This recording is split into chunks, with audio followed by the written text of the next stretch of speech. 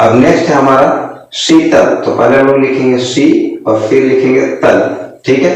तो श का इंग्लिश क्या होता है, तालिब श का एस एच, इसमें लगा है बड़ी ई की मात्रा तो क्या हो जाएगा आई। आप चाहे तो डबल ई का भी यूज यहाँ पे कर सकते हैं, ठीक है, जैसे एस एच डबल ई तो भी क्या होगा शी, ठीक है। अब तल का इंग्लिश, तो त का इंग्लिश क्या होता है टी, त में कोई मात्रा नहीं तो क्या लगेगा ए, और ल का इंग्लिश क्या हो जाएगा एल, तो ये आपका क्या बन गया शीतल। तो आज हम लोग पढ़ेंगे दीर्घ की मात्रा वाला शब्द। अगर हिंदी में आपका दिया रहे तो हम लोग उसको इंग्लिश में आसानी से कैसे लिख सकते हैं, ठीक है। तो वीडियो में बिल्कुल एंड तक बने रहिएगा ताकि आपको अच्छे से समझ में आ जाए कि दीर्घ की मात्रा अगर हिंदी में दिया रहे तो हम लोग उसको इंग्लिश में कैसे लिखते हैं, ठीक है। तो आइए वीडियो को स्टार्ट करते हैं और देखते हैं। पहले हम लोग देखते हैं कि दीर्घ होता कैसे, ठीक है। तो ये देखिए ये आपका क्या है दीर्घ, इसको हम लोग और क्या बोलते हैं बड़ी ई भी बोला जाता है। क्या बोला जाता है बड़ी ई, ठीक है। अब इसका मात्रा कैसे होता है, तो अगर किसी भी अक्षर के दाएं तरफ यानी कि राइट साइड में अगर इस तरह का सिंबल चिन्ह बना रहे तो वो आपका क्या होगा बड़ी ई की मात्रा होगा, ठीक है। ये आपका क्या है बड़ी ई की मात्रा। अब उसका इंग्लिश क्या होता है डबल ई और आई, डबल ई भी होता है और आई भी होता है बड़ी ई की मात्रा का इंग्लिश, ठीक है। अब देखिए हम लोग एग्जांपल लिखते हैं और उसके बाद से देखेंगे कि इसको हम लोग कैसे लिख सकते हैं, ठीक है। जैसे फॉर एग्जांपल गवे दीर्घ गी तवे करता क्या हो गया गीता। अब हमको इसको इंग्लिश में लिखना है तो कैसे लिखेंगे, तो सबसे पहले ग का इंग्लिश क्या होगा जी। अब दीर्घ यानी कि बड़ी ई की मात्रा का इंग्लिश क्या होता है डबल ई और आई भी होता है, तो डबल ई। त का इंग्लिश क्या होगा टी और आ की मात्रा का इंग्लिश क्या होगा ए, तो ये आपका क्या बन गया गीता, ठीक है। अब अगर हम चाहते हैं कि यहाँ पर डबल ई की जगह में अगर आई लिखे, ठीक है, जैसे फॉर एग्जांपल जी बड़ी ई की मात्रा क्या होता है आई भी होता है तो आई दे दिए। त का इंग्लिश क्या होगा टी और आ की मात्रा का इंग्लिश क्या होगा ए, तो ये भी आपका क्या बन गया गीता, ठीक है। तो दोनों से ही हम लोग इस तरह से भी गीता को लिख सकते हैं, ठीक है।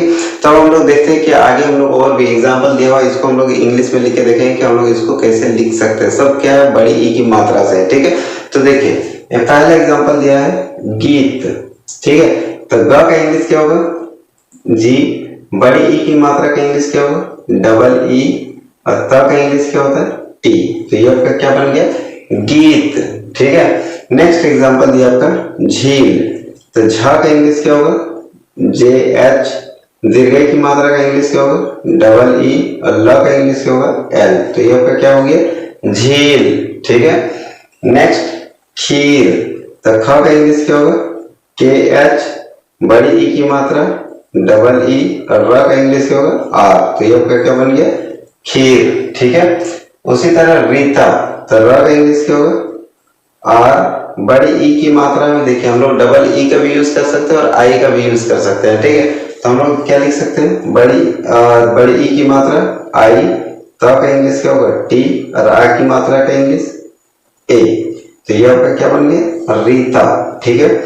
उसी तरह रानी, तो र का इंग्लिश क्या होगा आर, र में लगा आ की मात्रा तो क्या होगा ए और न का इंग्लिश एन, बड़ी ई की मात्रा का क्या होगा आई, तो ये आपका क्या बन गया रानी, ठीक है। आई होप कि आपको समझ में आ रहा होगा, ठीक है। अगर समझ में आ रहा है तो वीडियो को लाइक जरूर कीजिएगा और अपने दोस्तों में शेयर कीजिएगा, ठीक है। और अगर वीडियो और जो कोई भी चैनल में नहीं तो चैनल को जरूर सब्सक्राइब करें, ठीक है। देखिए हम लोग नेक्स्ट एग्जांपल की ओर बढ़ते हैं। हमारा अगला एग्जांपल क्या दिया हुआ है चाबी, ठीक है।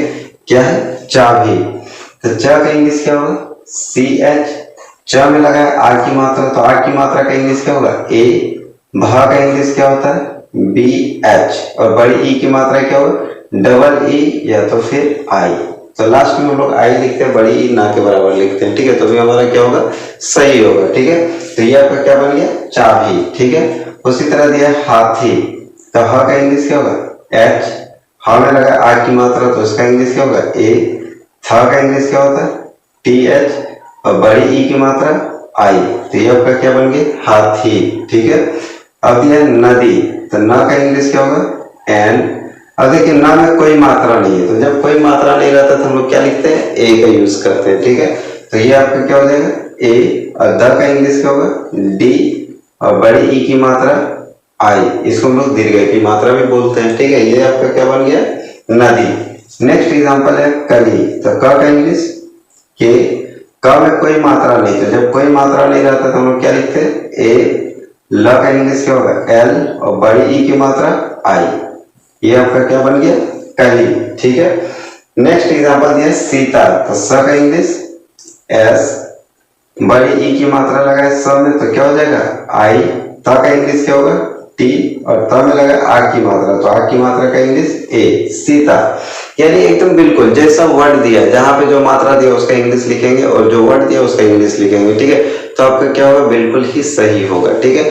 अब नेक्स्ट हम लोग अगला एग्जांपल की ओर पढ़ते हैं कि अगला क्या दिया है, चरखी, ठीक है। तो हम लोग इसको कैसे बनाएंगे, चरखी, ठीक। दो पार्ट में डिवाइड करेंगे, पहला क्या होगा चर का लिखेंगे और दूसरा क्या लिखेंगे खी का, ठीक है। तो चर का इंग्लिश क्या होगा, च का इंग्लिश होता है सी एच, च में कोई मात्रा नहीं है तो क्या लगेगा ए, और र का इंग्लिश क्या होगा आर, तो ये आपका क्या बन गया चर। अब किसका लिखना है खी, ठीक है। तो ख का इंग्लिश क्या होता है के एच, और बड़ी ई की मात्रा का इंग्लिश क्या होगा आई, तो ये आपका क्या बन गया चरखी, ठीक है। आई होप कि आपको यहाँ तक समझ में आ रहा है। अब अगर देखिए अगर तीनों वर्ड को हम लोग मिलाते हैं और साथ में अगर कंबाइन करके लिखेंगे तब तो यहाँ पर हमारा थोड़ा सा मिस्टेक होने का संभावना, ठीक है। क्योंकि जब हम लोग साथ में लिखेंगे तब क्या हो जाएगा, यहाँ आर के बाद ए दे देंगे, जैसे कि च का सी एच मात्रा नहीं तो क्या लगेगा ए, र का इंग्लिश क्या होता है आर, र में मात्रा नहीं तो क्या हो जाएगा ए, ख का इंग्लिश के एच, और बड़ी की मात्रा का इंग्लिश क्या होगा आई, तब ये क्या हो जाएगा चराखी, ठीक है। ये आपका क्या है गलत है। इसीलिए हम लोग जब भी इस तरह का वर्ड आता है, जब लास्ट में मात्रा दिया रहे बड़ी ई की मात्रा, तो वहां पर हम लोग दो पार्ट में डिवाइड करते हैं, ठीक है। और दोनों को क्या करते हैं सेपरेट बनाते हैं ताकि हमारा बिल्कुल सही लिखा है। हम लोग कैसे लिखेंगे, पहले चर उसके बाद खी का, तब क्या होगा चर खी, तब बिल्कुल सही होगा, नहीं तो फिर क्या हो जाएगा गलत हो जाएगा, ठीक है। अब नेक्स्ट है हमारा शीतल, तो पहले हम लोग लिखेंगे शी और फिर लिखेंगे तल, ठीक है। तो श का इंग्लिश क्या होता है तालिब स का एस एच, इसमें लगा है बड़ी ई की मात्रा तो क्या हो जाएगा आई। आप चाहे तो डबल ई का भी यूज यहाँ पे कर सकते हैं, ठीक है, जैसे एस एच डबल ई, तो अभी क्या होगा शी, ठीक है।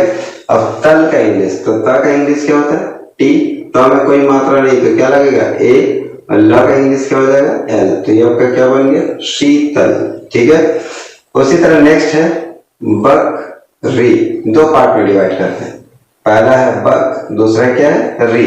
तो ब का इंग्लिश क्या होगा बी, ब में कोई मात्रा नहीं है तो क्या लगेगा ए, क का इंग्लिश क्या हो जाएगा के, र का इंग्लिश आर, र में लगा बड़ी ई की मात्रा तो इसका क्या हो जाएगा आई। ये आपका क्या बन गया बकरी, यानी कि बकरी, ठीक है। आई होप कि आपको समझ में आ रहा होगा कि आपको लिखना है, क्योंकि अगर आप सही से अगर नहीं पढ़ते हैं तो फिर क्या होगा वो आपका गलत लिखाएगा, ठीक है। यहाँ पर अगर हम लोग दो पार्ट में डिवाइड नहीं करते वहां पर संभावना हो जाएगा गलत होने का। इसीलिए जब भी हम लोग 3 अक्षर वाला शब्द अगर ऐसा दिया है तो हम लोग वहां पर दो पार्ट में डिवाइड करते हैं और उसको अलग अलग सेपरेटली लिखते हैं ताकि हमारा जो भी इंग्लिश लिखाएगा वो बिल्कुल क्या होगा सही लिखाएगा, ठीक है। तो बकरी यानी कि दो पार्ट में डिवाइड किए, उसी तरह हम लोग क्या लिखेंगे नीलम, ठीक है। तो नी का इंग्लिश क्या होगा, न का होता है एन, न में लगा बड़ी ई की मात्रा तो क्या हो जाएगा आई, और ल का इंग्लिश क्या होगा एल, ल में कोई मात्रा नहीं है तो क्या हो जाएगा ए, और म का इंग्लिश क्या होगा एम, नीलम, ठीक है। अगर आप चाहे तो इसको हम लोग ऐसे भी लिख सकते हैं, न का इंग्लिश क्या होगा एन, बड़ी ई की मात्रा का इंग्लिश डबल ई, और लम का क्या हो जाएगा L A M, L A M, तो ये क्या बन गया नीलम, ठीक है। तो हम लोग अगर चाहे तो हम लोग इस तरह से भी नीलम लिख सकते हैं, ठीक है। आई होप कि आपको समझ में आ रहा हो कि आपको यानी कि लिखना कैसे, आपको लिखना कैसे ये आपको समझ में आ रहा होगा, ठीक है। नेक्स्ट एग्जांपल है आपका पालकी, तो हम लोग इसको क्या लिखेंगे पालकी, ठीक है।